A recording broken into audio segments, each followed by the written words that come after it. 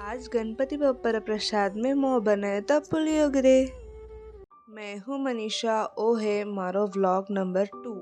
सुबह सुबह वॉक करना हो एकदम मूड फ्रेश रह जा।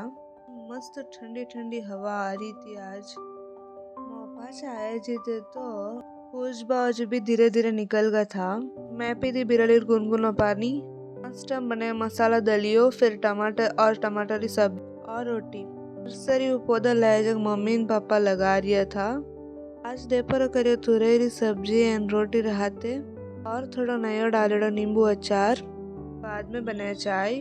मंदिर में बटने मोह बने तो पुलियोगरे प्रसाद बनाईने मोह निकल गया मंदिर में देवन वास्ते। पहुंचने करिया वेंकटेश्वर स्वामी जी रा दर्शन और प्रसाद दीदो गणपति पांडाल में। बट्टे करिया बप्पा रा दर्शन। जरा ब्लॉग में आत रही।